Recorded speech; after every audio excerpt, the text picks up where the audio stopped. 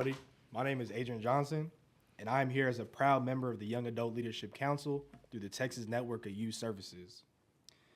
Having aged out of foster care here in Texas, I'm here today to share my lived experience with supervised independent living and preparation for adult living, PAL, and to emphasize why this increase of funding for these programs is critical for youth like myself. When I turned 18, I transferred universities and cities from Texas Tech in Lubbock to the University of Texas, San Antonio. I was, after a lot of advocacy, very fortunate to eventually be placed in an SIL placement in San Antonio. I was very optimistic and hopeful for my fresh start. My first apartment, however, was infested with roaches, no matter how clean I kept it. Eventually, I was able to move into a much better apartment, something I was and still am incredibly grateful for.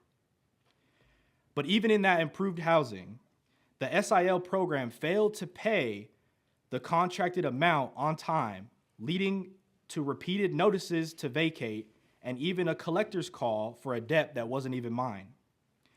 As a young adult who had already experienced so much housing instability, living in this constant fear of displacement was exhausting and only created more challenges, making it nearly impossible for me to focus on my goals and my life progression.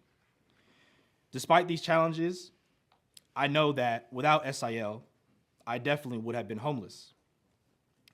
I wouldn't have had a place to sleep, and I likely would have ended up in unsafe relationships just to survive. PAL also played a crucial role in my life. Beginning at 16, my specialist in Lubbock was one of the few adults that truly advocated for me. She helped me get into a SIL when no one else would, and saw it as a lost cause, as it would take a while. But when I moved to San Antonio, I had almost no access to PAL services and didn't even know it existed because there simply weren't enough specialists in the area to support the large population of foster youth. The reality is, without SIL and PAL, I wouldn't be on track to graduate college today. Instead, I most definitely would be homeless. Potentially had been homeless for years.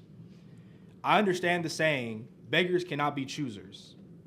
But why should those who are truly less fortunate, who had no control over the circumstances they were born into, or simply the hand that they were dealt, be forced to settle for such limited and often short-handed resources?